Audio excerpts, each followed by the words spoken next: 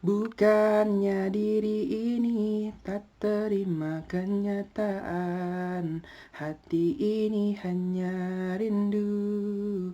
Ya, halo semua, balik lagi di Envy Writing, dan kali ini kita akan membahas sesuatu yang sedih ya, sesuatu yang mungkin teman-teman alami ya, yang kita semua mungkin pernah alami gitu.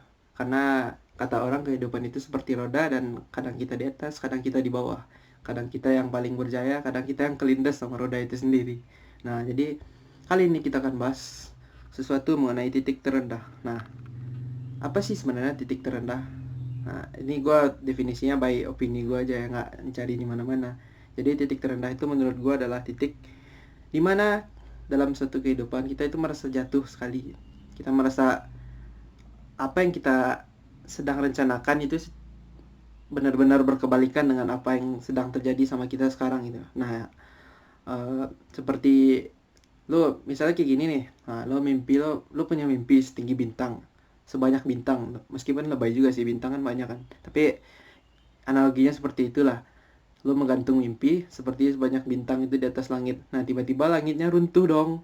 Nah, tiba-tiba langitnya runtuh, terus bintangnya mau ngapain di atas? Nah, kayak gitu titik terendah. Emang sih, saya harus acungi jempol sih, 2 jempol bahkan, kepada teman-teman yang saat berada di titik terendah ini dia masih ya smile, masih ya udah semuanya akan baik-baik saja. Tapi kan gak semua orang berpikir seperti itu. Ada yang berpikir untuk, ya kenapa lah hidup gue kayak gini gitu. Bahkan ada yang ekstrim berpikir untuk, ya udah gue mati aja sekalian gitu, emang udah gak ada harapan lagi buat hidup gitu. Tapi ya, video ini sih bertujuan untuk teman-teman yang sedang merasa seperti itu. Ada yang mungkin sedang merasa di benar-benar di low level dari hidupnya dia, dan apa ya, dia mungkin sedang mengalami atau belum mengalami gitu. Nah, gue mau berbagi sedikit nih bagaimana cara, nggak cara juga sih, gue belum tahu caranya juga, bagaimana, apa sih yang harus kita lakukan nih saat kita berada di titik terendah. Nah, jadi titik terendah itu bisa gue analogikan sebagai lo, misalkan lo lagi daki gunung nih. Nah, lagi daki gunung di titik terendah itu bukan berarti lo jatuh seleo atau apa, tapi lo benar-benar terjun bebas dari atas, dari tempat lo berdiri sekarang menuju mimpi lo, jatuh bebas ke bawah, dan puncak gunungnya nggak kelihatan lagi gitu. Jadi kalau puncak gunungnya masih kelihatan, lo masih bisa survive, itu menurut gue lo belum ada di titik itu gitu. Meskipun ya agak lebay sih, tapi cuman kerasanya mungkin kayak gitu ya. Titik terendah itu dimana lo ngerasa bahwa ya hidup itu benar-benar ngelawan apa yang udah lo rencanain gitu. Dan itu nggak mudah sih menurut gua, nggak semua orang bisa seperti itu. Astaga, gue lupa lagi. Ntar ya. Oke, ntar apaan teh ya. Sering kelupaan soalnya, maaf. Nah, jadi menurut gue sih ketika lo berada di sana, dan itu nggak mudah sih menurut gue. Nggak semua orang bisa bangkit lagi dari titik yang benar-benar udah, apa ya, ya meskipun kita tetap harus berpikir positif lah ya. Dan kita mesti harus percaya bahwa ya Tuhan punya rahasia lain. Tapi kan pada saat benar-benar kita menghadapi nah yang namanya titik dimana kita bahkan buat bangun pun susah gitu. Nah, itu kan kita benar-benar butuh banyak. Nah, misalnya dari yang gue contohin tadi, lo mendaki gunung. Nah, lo udah coba buat bangkit nih, bener-bener bangkit. Dan lo coba buat berdiri, namun ya namanya lo di bawah gitu. Pas lo bangkit pun akan jatuh lagi gitu. Maksud gue gini, jadi misalnya lo berada di titik paling dalam dari sebuah gunung. Pas lo naik nih, coba naik lagi ke atas kan. Nah, pasti lo akan jatuh-jatuh lagi. Nah, itu sih sebenarnya yang membuat keadaan di titik rendah itu lumayan sulit ya. Jadi lo benar-benar, apa ya, istilahnya lo benar-benar dibikin jatuh, jatuh, jatuh, dan jatuh gitu. Saat jatuh pertama kali mungkin lo masih optimis, ya lah gue bisa bangkit, gue pasti bisa gitu. Tapi pas lo baru berusaha mau bangkit nih, lah jatuh lagi pak. Kedua mungkin masih oke, lo bakal berpikir bahwa ya udah mungkin uh, cobaannya masih belum selesai gitu. Namun saat lo mencoba untuk berdiri lagi dan lo temukan lubang-lubang lainnya gitu. Saat lo bangkit lo masih ada lubang, kaki lo masih mungkin keseleo atau kepleset mungkin karena jalan yang licin, atau lo ketemu hewan-hewan buas. Nah itu membuat lo akhirnya berpikir, ya ampun, kenapa sih hidup gua kayak gini ya? Kenapa nggak? Ya, lo akhirnya akan melihat bahwa hidup orang-orang yang lain yang mungkin sempurna gitu. Yang mungkin dalam kacamata lo mereka nggak pernah jatuh gitu. Mereka di atas mulu. Nah, saat berada di titik terendah, gue bisa ngerasain sih bahwa lo nggak bisa lihat ke bawah karena udah paling rendah. Lo udah merasa bahwa ya hidup gue paling hancur lah kayak gini gitu. Tapi ya saat itu lo butuh sih motivasi. Lo butuh apa ya, tenaga buat naik terus, tenaga dan kemauan. Nah, kemauan itu bisa lo dapat dari diri lo sendiri, lo yang percaya bahwa setelah kesulitan itu ada kemudahan, lo yang percaya bahwa saat satu pintu tertutup itu masih ada pintu-pintu lainnya yang sedang lagi OTW kebuka nih, mungkin lagi ngelepas gembok atau lagi narik daun pintu ya. Nah, mungkin itulah kemauan dari diri lo sendiri, itu yang akan menyebabkan lo itu mau untuk naik lagi, dan tenaga itu yang lo harus dapatkan dari apa ya, dari sistem. Gue bilang dari sistem ya, dari sistem yang ngedukung lo, dari lingkungan, dari orang-orang yang nanti akan mendukung lo, dan terutama itu pasti keluarga lo, karena bagaimanapun harusnya mereka yang paling tahu sih dengan kondisi lo. Nggak mungkin ya teman-teman lo mesti lebih tahu, dan lo bakal ngerasain bener-bener ada di titik terendah ketika bener-bener nggak ada yang nolongin lo gitu.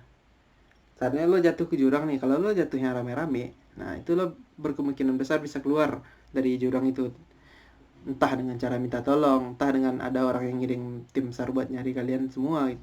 Tapi kalau lo benar-benar ngerasain dimana pas jatuh itu lo sendiri, nah itu sih menurut gue, itu sih yang benar-benar di rendah banget, benar-benar di dasarnya. Tapi ya balik lagi ke masalah motivasi tadi, bahwa uh, harus ada sih, karena bukan harus, lebih tepatnya karena lo benar-benar butuh orang gitu, butuh orang buat meningkatkan kembali kepercayaan diri lo, meningkatkan kembali tenaga lo, memberikan dorongan, memberikan apa ya, semangat buat lo naik. Lo bisa kok. Ada istilahnya, kalau udah terjebak dalam jurang itu harus ada orang-orang yang di atas menyediain tali buat lo manjat, karena as it stands ya jurangnya dalam pak, di dasar. Bukan cuma jatuh dikit aja, keguling dikit terus nabrak pohon, enggak, di dasar banget, gelap mungkin di sana kan, nggak tahu jalan keluarnya. Tapi dengan adanya mereka, nah eh, itu akan sedikit sedikit banyak membantu lah untuk lo benar-benar bisa apa ya, survive dari keadaan tersebut. Nah, ngomong tentang keluarga nih, ya gue gak akan bahas keluarga gue sih sebenarnya, tapi ya memang keluarga memiliki peran penting, iya sangat penting gitu loh. Dan apa ya, ya mereka akan jadi orang-orang yang ngertiin lo gitu. Mereka akan jadi orang-orang yang paling percaya bahwa ya mereka akan ada di setiap lo jatuh gitu. Dan beruntunglah sih teman-teman yang hari ini punya keluarga yang seperti itu, keluarga yang dalam artian pas lo jatuh mereka support, mereka uh, menguatkan lo untuk bangkit, karena nggak semua orang punya itu men. Ada aja keluarga yang ketika lo jatuh mereka malah ya lo jatuh mampus terserah aja lo gitu kan. Tapi ya nggak semua sih, banyak juga keluarga-keluarga yang masih baik, masih uh, keep support, masih ya seperti itulah. Oh by the way, kalau lo lihat muka gue agak hitam-hitam gini di sini ya, gue habis bekaman soalnya kan, jadi mohon maklum aja gitu. Oke, jadi tadi itu ya pembahasan kita tentang titik terendah, dan apa yang harus lo lakuin tentang saat lo berada di titik terendah itu adalah ya satu-satunya pilihan cuman berusaha bangkit gitu. berhasil atau gagalnya kita nggak tahu sih, tapi at least kita udah berusaha gitu kan, berusaha untuk bangkit, berusaha untuk mencoba ada di level dimana kita sebelum jatuh lagi gitu. Tapi ya emang gue tekenin ya, bisa sih, bisa sendiri ya, tapi menurut gue akan susah sih lo bangkit sendiri tanpa bantuan dari orang-orang, itu susah sih. Cuman ya semoga aja eh, kalian-kalian yang saat ini sedang berada di titik terendah dalam kehidupan bisa bangkit deh, nggak memilih jalan untuk ya udah bunuh diri atau mabok misalnya. Gue nggak saranin itu sih, cuman ya semoga lah kalian nggak terhindar dari hal-hal tersebut. Jadi banyak sebenarnya sih orang-orang yang akhirnya, gue ini itu sih hipotesis gue mengatakan bahwa sebagian besar orang-orang yang berada di akhirnya terjerumus ke dalam mabok atau nyimeng atau memakai narkoba dan minuman keras lah intinya, atau orang-orang yang bunuh diri itu lagi gagal menghadapi titik terendahnya dia, karena kan mungkin dia pas sukses tiba-tiba gue minum yuk gitu. Ada sih sebenarnya, cuman kan kebanyakan alasan nih yang gue temuin dari orang-orang yang akhirnya terjerumus ke dunia sana adalah karena mereka depresi. Nah, titik terendah ini yang paling mungkin menyebabkan depresi bagi seseorang. Jadi ya harapannya sebenarnya cara untuk melewati titik terendah ini tergantung teman-teman. Ya seperti yang gue bilang tadi, ada orang yang menyikapi titik terendah dengan positif gitu, dan yang berpikir bahwa ya udah ini akan lewat seperti hal-hal yang lain, ini akan berlalu gitu.